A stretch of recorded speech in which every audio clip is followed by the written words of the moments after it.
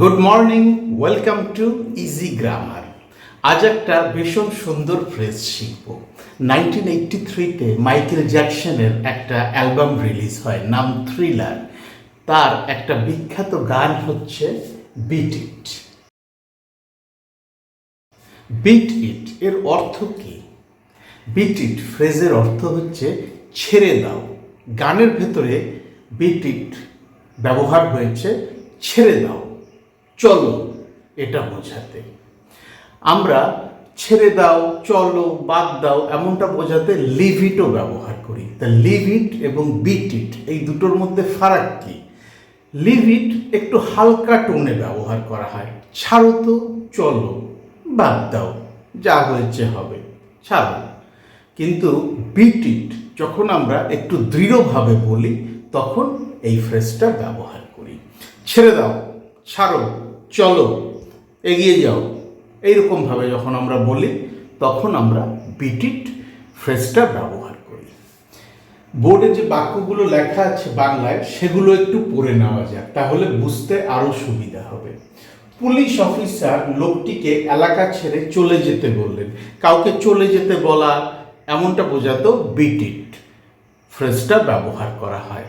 ছেড়ে দাও, চলে যাও মানে কোনো কিছুতে আর ইনভলভ না থাকা, এটাকে জোর দিয়ে বলা। কাউকে কোনো কিছুর ভেতরে ইনভলভ থাকতে না বলা, সেটা থেকে দূরে চলে যাওয়া, এমনটা বোঝাতেই বিট ইট ফ্রেজটা ব্যবহার করা হয়। ছাড়ো, চলো তো, ক্ষতিটা আমরা মেনে নেব। বাদ দাও, যা হওয়ার হয়েছে, যা ক্ষতি হওয়ার হয়েছে আমরা মেনে নেব, কিন্তু চলো আর এখানে নয়। চলো এখানে আর সময় নষ্ট না করাই ভালো, মানে আর সময় নষ্ট করবো না, চলো বাদ দাও। বেশ দৃঢ়তার সাথে আমরা বলছি, বাদ দাও, ওর সাথে পুরনো বিষয়ে আর ঝগড়া করো না, বা ছেড়ে দাও, ওর সাথে আর পুরনো বিষয়ে ঝগড়া করো না। এই যে জোর দিয়ে কোনো কিছুতে ইনভলভ না থাকতে বলা, কোনো জায়গা থেকে বা কোনো কিছু ছেড়ে বেরিয়ে যেতে বলা, এমনটা বোঝাতেই বিট ইট ফ্রেজটা ব্যবহার করা হয়। তো চলো এবার আমরা এই বাংলা বাক্যগুলো বিট ইট ফ্রেজটা দিয়ে ইংরেজিতে বলার চেষ্টা করি। ভীষণ সহজ, ভীষণ ইন্টারেস্টিং। পুলিশ অফিসার লোকটিকে এলাকা ছেড়ে চলে যেতে বললেন।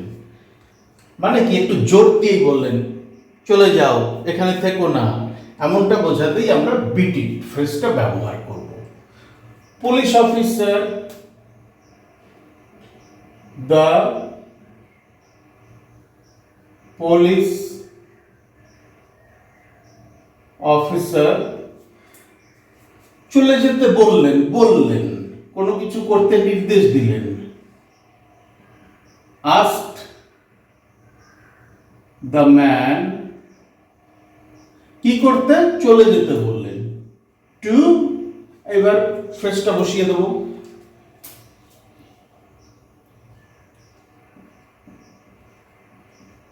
beat it.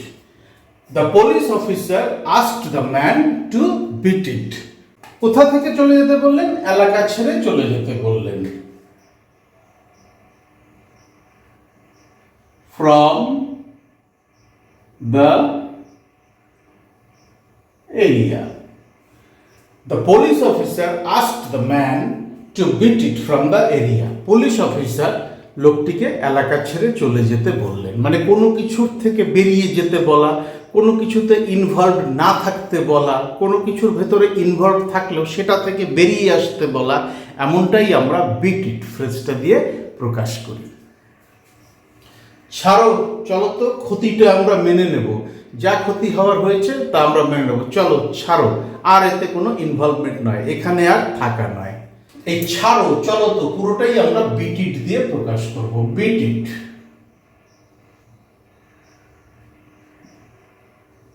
ক্ষতিটা আমরা মেনে নেব বা ক্ষতিটা আমরা হজম করে নেব। উই উইল অ্যাবজর্ব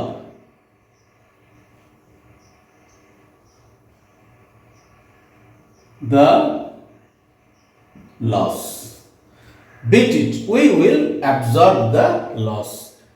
ছাড়ো, চলো তো, ক্ষতিটা আমরা মেনে নেব।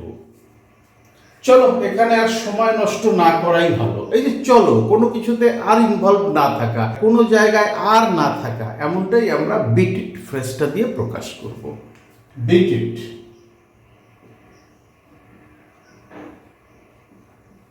এখানে আর সময় নষ্ট না করাই ভালো। ভালো, বেটার। কি ভালো? সময় নষ্ট না করা, নট টু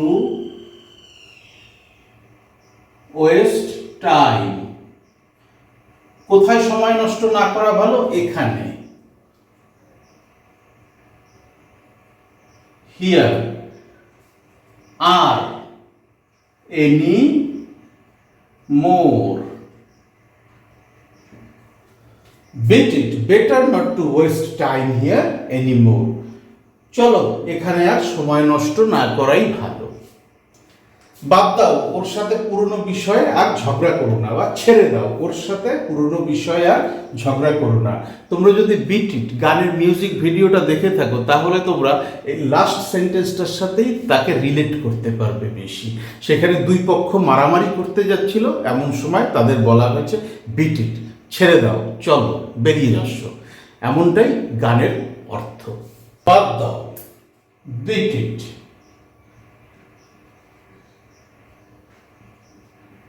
ওর সাথে পুরনো বিষয়ে আর ঝগড়া করো না। Don't fight him. কোনো বিষয়ে ঝগড়াঝাটি করা, এমনটা বোঝাতে ওভার বসাতে হয়। Don't fight him over the past issues, অথবা don't fight him over past issues. এখানে আর্টিকেল বসাতেও পারো, নাও বসাতে পারো, তাতে কোনো অসুবিধা নেই। Beat it, don't fight him over the past issues. বাদ দাও, ওর সাথে পুরনো বিষয় আর ঝগড়া করো না।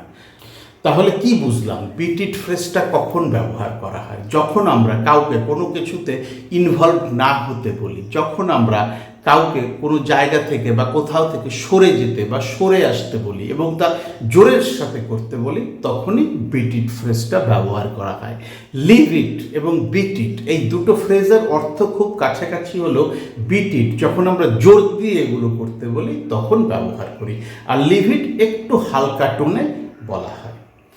তো তোমরা এবার বিট ইট ফ্রেজটা দিয়ে ইংরেজিতে সেন্টেন্স তৈরি করো, নিজেদের ভেতরে বলতে শুরু করো। যত প্র্যাকটিস করবে, ফ্রেজের ব্যবহার তত সহজ হয়ে যাবে। ভীষণ সহজ এবং ইন্টারেস্টিং একটা ফ্রেজ। দরকার হলে একটা স্ক্রিনশট নিয়ে নাও, এই স্ক্রিনশটটা প্র্যাকটিসের সময় রেফারেন্স হিসাবে ব্যবহার করতে পারবে। আর কোথাও যদি আটকে যায়, বুঝতে অসুবিধা হয়, আমার তো মনে হয় না এখানে না বোঝার মতো কিছু আছে, তবু যদি কোথাও কঠিন লাগে, ভিডিওর কমেন্ট সেকশনে লিখে জানাও। ডেসক্রিপশন বক্সে আমার ইমেল অ্যাড্রেস দেওয়া আছে, চাইলে সেখানেও যোগাযোগ করতে পারো। Thank you so much for your time and attention, and have a nice day.